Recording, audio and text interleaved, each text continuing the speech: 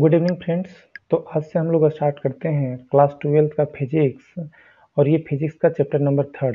Chapter का नाम है magnetic effects of electric current. इस वीडियो को मैं लेकर के आ रहा हूँ। मेरा नाम है सुधीर। हैंस क्रिस्टियन ओरस्टेड, देखिए ये साइंटिस्ट एक अपने क्लासरूम में लेक्चर्स ले रहे थे। उस दरमियान एक प्रैक्टिकल दिखा रहे थे अपने बच्चों को।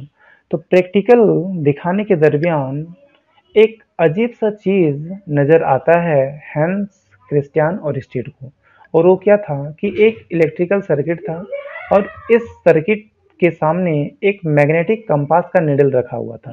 तो ये देखिए, ये है मैग्नेटिक कंपास का निडल। ठीक है। जैसे ही हैंस क्रिस्टियन ओरस्टेड ने स्विच को ऑन कर दिया, बैटरी से कनेक्शन दे करके स्विच ऑन कर देता है, यानी सर्किट को क्लोज कर देता है। तो इसको एक चीज नजर आता है कि ये जो नॉर्थ पोल है, ये नॉर्थ पोल इस वायर की ओर अट्रैक्ट हो जाता है। ठीक है। वो भी ये मैग्नेटिक कंपास और इस वायर के बीच में काफी दूर था, ये दोनों एक दूसरे से कनेक्टेड नहीं था। इसके बावजूद भी ये नॉर्थ पोल जो है वो इस वायर की ओर डिफ्लेक्ट हो जा रहा था। अब इसके बाद हैंस क्रिस्टियन ओरस्टेड ने क्या किया कि इस बैटरी के कनेक्शन को उल्टा कर दिया। किसने क्या किया कि इस बार राइट साइड पॉजिटिव टर्मिनल को कनेक्ट किया और लेफ्ट साइड नेगेटिव टर्मिनल को कनेक्ट किया। इससे क्या हो गया कि करंट का डायरेक्शन रिवर्स हो गया। देखिए, पहले करंट ए से बी की ओर जा रहा था, लेकिन अब करंट बी से ए की ओर जाने लगा।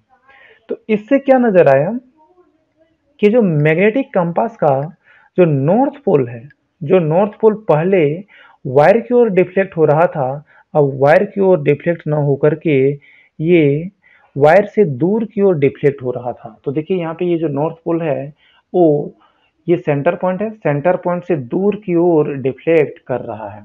ठीक है। तो यहाँ से एक चीज पता चला कि इस सर्किट में जब करंट फ्लो कर रहा है तो कहीं ना कहीं इस मैग्नेटिक कंपास में फोर्स लग रहा है, वो भी बिना किसी कांटेक्ट का। तो इसके दिमाग में एक चीज याद आया कि फोर्स जो है वो दो ही तरीके से लगा सकते हैं हम किसी ऑब्जेक्ट में। वो एक तो तरीका होता है कांटेक्ट वाला और दूसरा होता है विदाउट कांटेक्ट वाला। ठीक है। तो कांटेक्ट वाला में हम जब फोर्स लगाते हैं तो हम लोग जिस ऑब्जेक्ट के ऊपर फोर्स लगाते हैं उसके साथ कांटेक्ट होना जरूरी है। विदाउट कांटेक्ट वाला में क्या होता है कि जब हम फोर्स लगाते हैं तो हमें दूसरे ऑब्जेक्ट के साथ कांटेक्ट होना जरूरी नहीं है। जैसे आप लोग याद कीजिए, हम लोग पढ़े थे ग्रेविटेशनल फील्ड, ग्रेविटेशनल फील्ड के बारे। तो ग्रेविटेशनल फील्ड में क्या होता था कि ये एक ऑब्जेक्ट है, इसके सामने एक और ऑब्जेक्ट रख दिए। चलिए ये मान लीजिए ये अर्थ है और ये हम लोगों के पास स्टोन है। तो जैसे हम लोग इस स्टोन को रिलीव कर देते हैं, अपने हाथ से छोड़ देते हैं, तो ये अट्रैक्ट हो जाता है अर्थ की ओर।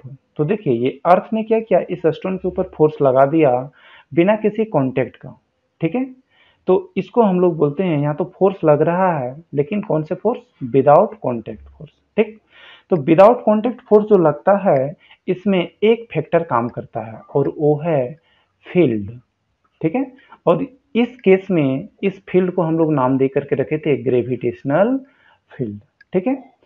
तो कहीं ना कहीं इस हैंस क्रिस्टियन ओरस्टेड को यही दिमाग में आया कि करंट यहाँ पे चल रहा है इस वायर में, और इस मैग्नेटिक कंपास के ऊपर अगर किसी तरीके का डिफ्लेक्शन आ रहा है तो यहाँ पर जरूर एक फील्ड का कॉन्सेप्ट होगा कि यहाँ पे इस करंट चल रहा है, करंट के चलने के कारण कोई फील्ड जनरेट हो रहा है और उस फील्ड के कारण इस मैग्नेटिक नीडल के ऊपर फोर्स लग रहा है।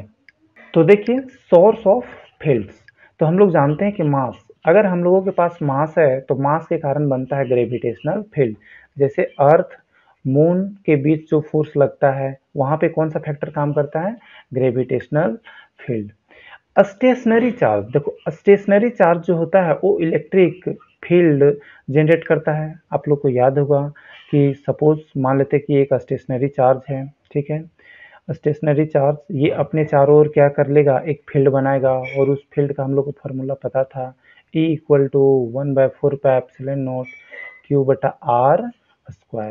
ठीक है, तो अब क्योंकि यहाँ पे चार्जेस चल रहा था, इस केस में देखिए तो आपको क्या पता चलेगा कि करंट बन रहा है। यहाँ पे करंट बनने का मतलब क्या हुआ कि यहाँ पे इस सर्किट में चार्जेस चल रहा है, तो इस डायरेक्शन में पॉजिटिव चार्जेज चल रहा है। ठीक है, तो पॉजिटिव चार्जेस चल रहा है तो यहाँ पे क्या बन रहा है, करंट बन रहा है। ठीक है, तो इसी करंट की वजह से यहाँ पे एक फील्ड बन रहा है और इस फील्ड को हम लोग नाम देते हैं मैग्नेटिक फील्ड। ठीक है, तो मूविंग चार्ज, तो अगर चार्ज चलता है तो उसकी वजह से बनता है मैग्नेटिक फील्ड।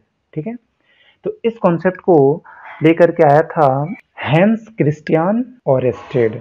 ठीक है, तो आपको अपने दिमाग में ये रखना है कि मास जब भी कभी दिखाई दे तो मास क्या चीज जनरेट करेगा, ग्रेविटेशनल फील्ड को। स्टेशनरी चार्ज दिखाई दे तो स्टेशनरी चार्ज क्या चीज क्रिएट कर देगा, इलेक्ट्रिक फील्ड को। मूविंग चार्ज दिखाई दे तो जब भी चार्ज मूव करेगा तो ये क्रिएट कर देगा मैग्नेटिक फील्ड को। हैंस क्रिस्टियन ओरेस्टेड, तो इस तरीके से ये जो साइंटिस्ट है हैंस क्रिस्टियन ओरेस्टेड, इसे क्या पता चलता है कि मूविंग चार्जेस और currents produced a magnetic field in the surrounding space. ठीक है, मीन्स यहाँ पे देखिए इस सर्किट में करंट चल रहा था। ठीक है, तो करंट चलने के कारण यहाँ पे फील्ड बना, इसके चारों ओर फील्ड बना, और इस फील्ड के कारण इस मैग्नेटिक कंपास में डिफ्लेक्शन नजर आता है। ठीक है, तो मूविंग चार्ज जो है वो ये मूविंग चार्ज ही क्रिएट कर रहा है मैग्नेटिक फील्ड, और इसी की वजह से इस कंपास के ऊपर फोर्स लग रहा है। अब हैंस क्रिस्टियन ओरेस्टेड को एक और चीज दिखाई पड़ता है कि करंट जितना ज्यादा सर्किट में फ्लो करता है डिफ्लेक्शन उतना ही ज्यादा होता है। एक और चीज हैंस क्रिस्टियानो को नजर आता है कि जो डिफ्लेक्शन रहता है वो मैग्नेटिक नीडल का जो वायर से डिस्टेंस रहता है उसका इनवर्सली प्रोपोर्शनल रहता है। कहने का मतलब कि वायर से जितना ज्यादा दूर में मैग्नेटिक नीडल रहेगा डिफ्लेक्शन उतना ही कम होगा। मीन्स यहाँ पे समझिए, ये देखिए ये हम लोगों का वायर है और ये हम लोगों का मैग्नेटिक निडल है। इस मैग्नेटिक निडल और वायर के बीच अगर डिस्टेंस ज़्यादा रहेगा तो हमें डिफ्लेक्शन कम नज़र आएगा, और अगर ये डिस्टेंस कम रहेगा तो हमें डिफ्लेक्शन ज़्यादा नज़र आएगा। तो समझने की कोशिश करते हैं हम लोग कि इलेक्ट्रोमैग्नेटिज्म क्या होता है। तो देखिए, the branch of physics which deals with the magnetism due to electric current is called electromagnetism.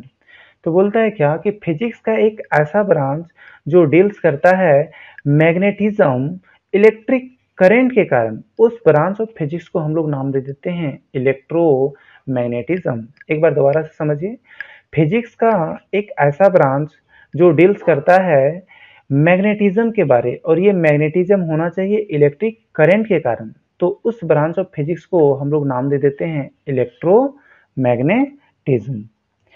अब ये मैग्नेटिज्म क्या होता है, तो इस मैग्नेटिज्म को समझते हैं हम लोग। तो देखिए हम लोगों के पास एक सर्किट दिखाई दे रहा है, ये एक सर्किट है, इसमें हम लोग एक बैटरी कनेक्ट करके रखे हैं और इस बैटरी में कुछ पोटेंशियल दे करके रखे हैं। इस बैटरी का कुछ पोटेंशियल है भी, तो करंट हम लोग का फ्लो कर रहा है कुछ इस तरीके से। ठीक है, तो इस इधर से जा रहा है करंट, इधर चलते जाएगा और फिर इधर से डाउन हो जाएगा। ठीक है, अब यहाँ पे हम लोग एक चार्ज को मूव करा देते हैं। तो चलो एक चार्ज है, सपोज मान लेते हैं ये चार्ज क्यू है, इस चार्ज को हम यहाँ पे मूव करा दिए, इस चार्ज को हम ऊपर की ओर थ्रो कर दिए,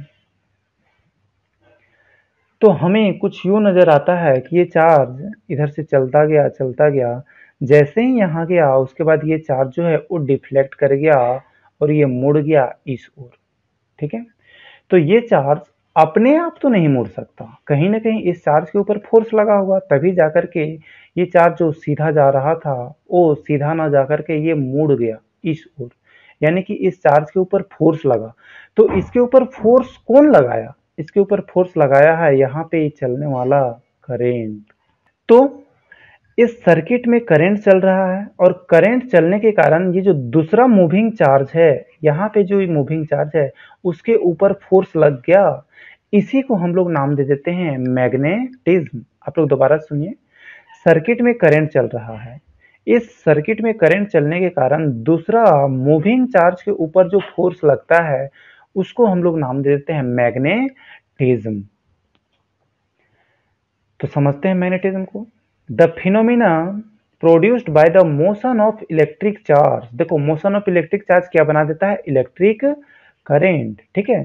तो इलेक्ट्रिक चार्ज के चलने के कारण जो फिनोमिना प्रोड्यूस्ड होता है, उस फिनोमिना के कारण due to which force acts on other moving charge. तो उस फिनोमिना के कारण दूसरे मूविंग चार्ज के ऊपर फोर्स लगता है, इसी को हम लोग नाम दे देते हैं मैग्नेटिज्म। एक बार दोबारा समझिए। The phenomenon produced by the motion of electric charge. Electric charge के मोशन के कारण जो फिनोमिना प्रोड्यूस्ड होता है और इस फिनोमिना के कारण जो फोर्स लगता है दूसरे मूविंग चार्ज के ऊपर, उसको हम लोग नाम दे देते हैं मैग्नेटिज्म। ठीक है, तो उम्मीद करते हैं आप लोगों को ये दो चीज समझ में आया हुआ कि मैग्नेटिज्म क्या होता है और इलेक्ट्रोमैग्नेटिज्म क्या होता है। अगला वीडियो में हम लोग समझेंगे कि ये मैग्नेटिक फील्ड क्या होता है और मैग्नेटिक फोर्स क्या होता है। Thank you for watching the video.